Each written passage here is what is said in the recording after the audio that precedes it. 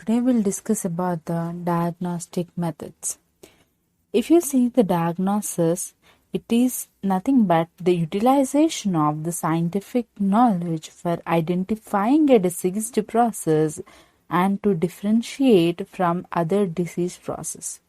So it is just the procedure of accepting the patient, recognizing the problem, finding the cause, and planning the treatment. And it usually involves the 4 steps. The first step is to assemble all available facts gathered from the chief complaints, medical and dental history, diagnostic tests, and investigations.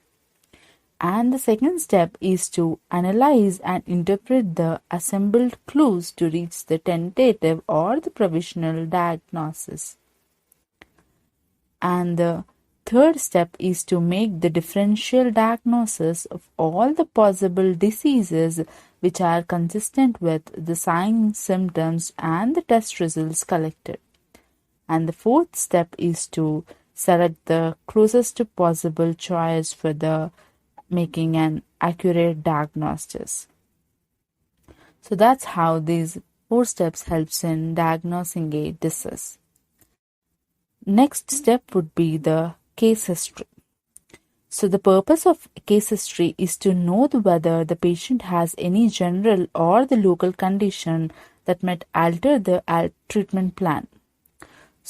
That includes the patient's symptoms to be recorded in his own words.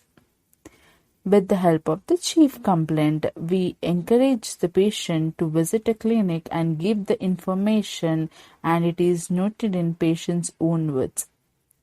After recording the chief complaint, the symptoms are checked.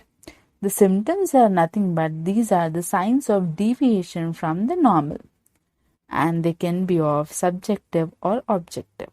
The subjective symptoms are perceived by the patient only, which are not evident to the examiner. And the objective symptoms are noted by the clinicians, which are evident to the clinician. And if you see the subjective symptoms, it is mostly about the patient, his or her chief complaint. That is, the most chief complaint is the pain, in that we check for the signs and symptoms, duration, intensity of the pain, relieving and the exaggerating factors, and related signs of the pain. Accordingly, we diagnose the symptom. Next, we'll go to the medical history. There is no medical history required for the treatment. If the patient has any medical history, then it would be noted, and for the endodontic treatment, there is specifically no contraindications. So now we'll check for the objective findings. The subjective findings are obtained by questioning and performing the test on the basis of the patient symptoms. So that includes the 3 factors, that is the color, contour, and consistency. These 3 C is helpful for visual and tactile inspection of the patient factors. Next, we can go for the other test where the patient's degree of mouth opening in the normal patients at least is of 2 to 3 fingers. If it is less than or more than that, it is abnormal. That's also helpful for finding the complaint. And the percussion test is to evaluate the status of the periodontium surrounding the tooth. That can be done using gently tapping with a gloved finger or by using the handle of the mouth mirror.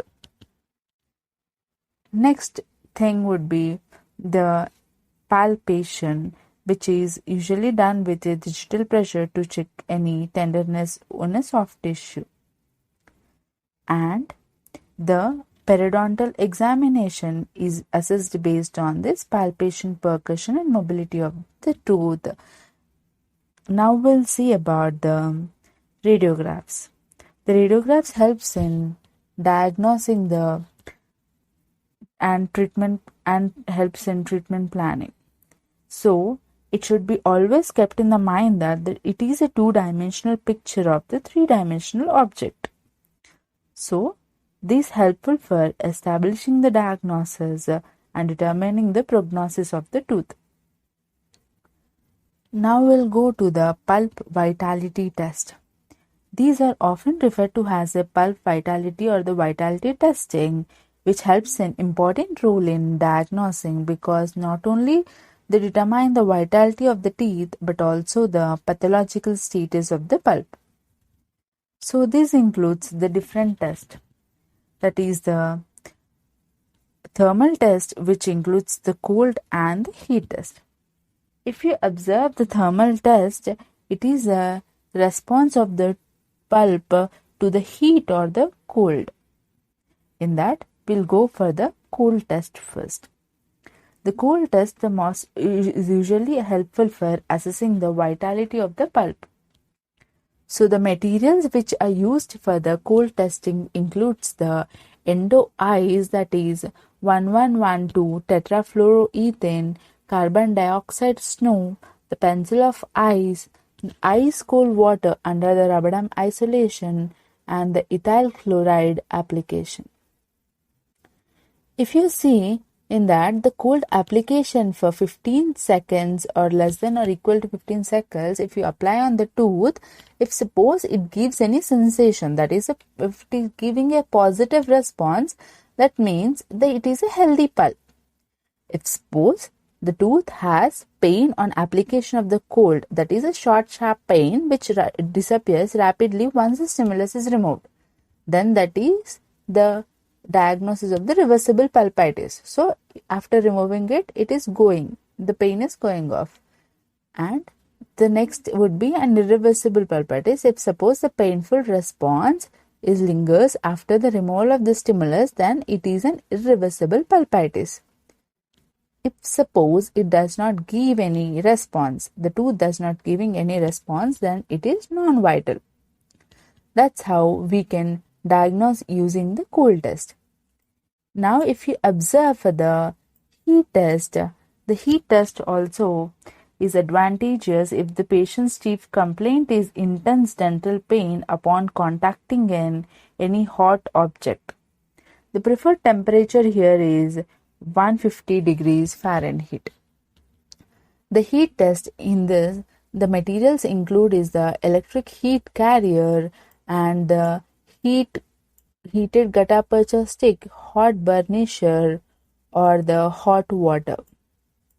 So if you see the heat application and the mechanism of the heat test, that is the heat application for less than or equal to 5 seconds, it causes the vasodilatation, which leads to the increased intrapulpal pressure, which leads to an immediate excruciating painful response, which is significantly different from the contralateral control tooth. So that means it gives a painful response, that gives a diagnosis of the irreversible pulpitis. And if it gives the positive response, that is also gives an diagnosis of the other diseases such as the healthy state of the pulp. If you see it does not give any response, that is the non-vital tooth, that therefore the diagnosis is conformed with any other tests. Now we'll see the other tests such as the electric pulp test, which is most widely used test. Here if you see the electric pulp test, it is one of the tests which helps in determining the pulp vitality, and it also uses the nerve stimulation. The objective is to stimulate the pulpal response by subjecting the tooth to an increased degree of electric current. So here the procedure here it takes place is that the patient should be in a reduced anxiety state and isolate the area of the tooth and place the cotton rolls for the isolation and check the electric pulp tester for functioning. Next, the test is performed on a controlled tooth prior to the testing the tooth in question. So apply the electrolyte on the tooth and place it against the dried enamel, and it should be located in the anterior teeth, that is on the incisal third, whereas for the posterior teeth it should be located on the mid-third of the mesiobuccal cusp of the molars or on the buccal cusp of the premolars. So then you have to repeat this procedure and increase the rheostat by introducing the minimal current to the tooth and increase the current slowly. So as a patient, for the sensation by using tingling or the warmth words, and record the result according to the numeric scale on the pulp tester. That's how the clinical interpretation of the pulpal response is measured. If suppose it gives a positive response, that is, the response is normal. That is, if the tooth and the numerical value of the EPT exhibiting the same positive response, that is, the healthy state of the pulp is noted on. If it is a negative response, that denotes the non-vital tooth. Early response shows the diseased state of the pulp, whereas the delayed response due to the event to the higher electric excitation is noted as a diseased tooth. And the false positive result is seen in case of the gangrenous necrotic pulp and the multi-rooted teeth, whereas partially pulp is necrotic.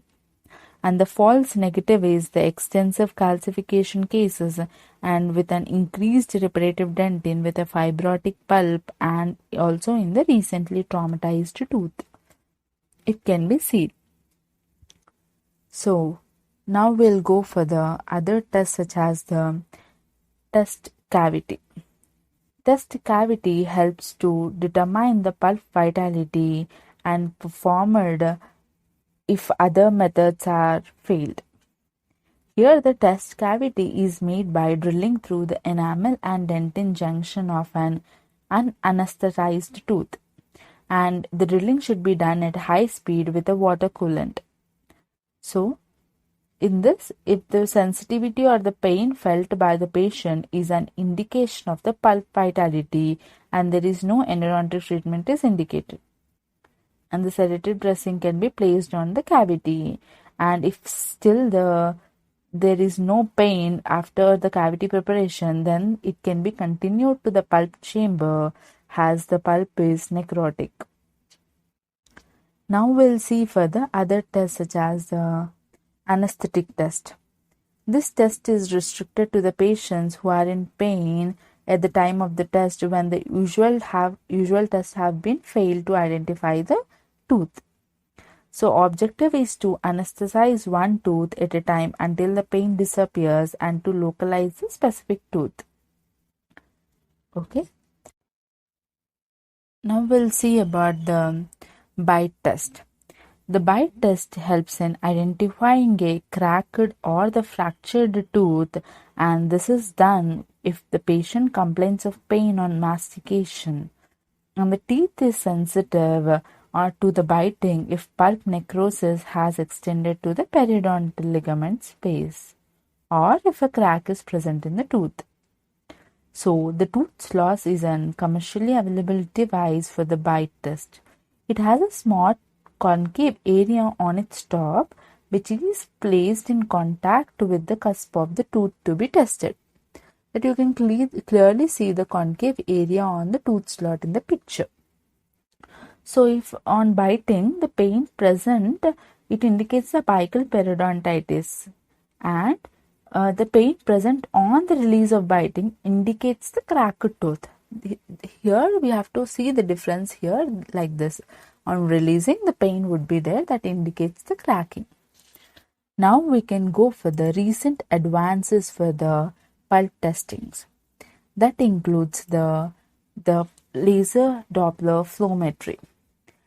And the laser Doppler flowmetry depends upon the principle that the low power light from the monochromatic laser beam of its known wavelength along the fiber optic cable is directed onto the tooth surface. As the light enters the tissue, it is scattered and absorbed by the stationary and the moving tissues. So the photons that contact with the moving RBCs are scattered and shifted, and the photons which interacts with the stationary tissues are scattered but not shifted. So the part of the light is returned back to the photon detector and the signal is produced.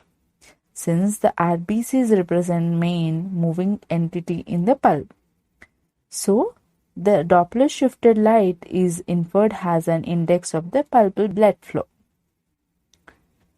So the blood flux to the vital teeth is higher when compared to the non-vital teeth. Now we'll see about the another technique such as the pulse oximetry or the pulp oximetry. It is a non-invasive oxygen saturation monitor which is widely used for recording the blood oxygen saturation levels in the pulp. Here, it is a modification of the Bayer's law, that is, it tells that the absorption of the light by a solute to its concentration. Here, the pulse oximeter sensor consists of two emitting lights. One is to transmit the red light, another is to transmit the infrared light. And the photodetector on the opposite side of the vascular bed is present. So that when LED is transmitting through this light to the vascular bed, it differentiates the amount of light absorbed by the oxygen and the deoxygenated hemoglobin. And if there is a pulsatile change in the blood volume, causes the amount of the light absorbed by the vascular bed. This helps in evaluating the saturation of the arterial blood. Now we'll see the another technique such as the dual wavelength spectrophotometry. This method helps in measuring the oxygen changes in the capillary bed rather than the arteries, and it is independent of the pulsatile circulation. So the presence of arterioles rather than arteries in the pulp is helpful for the diagnosing the tooth. Next, we'll see about the other techniques such as the trans-illumination or the fiber optic light. So, in this, the light is passed through the fine glass optic fibers by a process known as tooth reflection. So, the non-vital tooth, which is not discolored, may show the difference in the translucency. So, when a shadow produced on the mirror is compared to that of the adjacent vital tooth and checked for its diagnosis. So, next we'll see about the recent advances in the radiographs, that is the bite wing radiograph, that helpful for diagnosing the tooth with the proximal caries. Usually, the radiographs helpful for detecting the proximal caries are the bite wing radiographs. Now we can see the other techniques such as the cone image shift technique. If you see the synonyms of it, the most commonly used synonym is the slope technique, that is nothing but the same side lingual and opposite side buccal. In this, the periapical film identifies the location of an object vertically and horizontal direction. However, this is the buccolingual position cannot be determined because of its film two-dimensional. And the principle is that the technique is that the vertical or the horizontal angulations of the X-ray tube head changes, and the object buccal or closest to the tube head moves to the opposite side of the radiograph when compared to the lingual image. That's what we can appreciate in the picture. So, when two objects and the films are in fixed position and the tube head is moved, the images of both the images objects moving in opposite direction, and the resultant radiograph shows the lingual object that moved in the same direction as the cone, and the buccal object moved in the opposite direction. This is known as the slope rule, and this was given by an Walton. Okay. Now we can see the other techniques such as the digital radiography, that is the radiovisiography. as this is most properly used and most recently used technique, and it composed of the three parts. The radio part consists of an conventional X-ray unit and a tiny sensor to record the image, and the visual part consists of the system which receives and stores the incoming signals during the exposure and converts them by point to point into discrete gray levels, and it consists of the video monitor and display processing unit. The graphy part of the RVG consists of the digital storage apparatus, and it can be connected to the various printout or the mass storage devices for immediate and the later viewing. The advantage is that it has the low radiation dose and the dark room is not required, with the greater quality of the image. And next we'll see about the other recent techniques such as the cone beam computed tomography. Successful endodontic treatment depends upon the diagnostic image techniques to provide the critical information about the teeth and their surrounding tissues. So the CBCT is a cone-shaped X-ray beam that captures a cylindrical or the spherical volume of the data, and it describes as a field of view. So the principle here involved is that the X-ray produces the cone-shaped source beam that irradiates a patient's mouth or the jaw as the arm rotates, and the cesium iode or the scintillator converts the X-rays into the visible light, and the photosensitive pixels converts these scintillators light into the electrical signals on the chip, and these electrical signals will convert this into the digital data. The digital data is sent to a computer for the 3D construction. That's how the images formed in the CBCT, and it gives an accurate results which helps in diagnosis and the other applications in endodontics. So this is brief about the diagnostic methods in endodontics.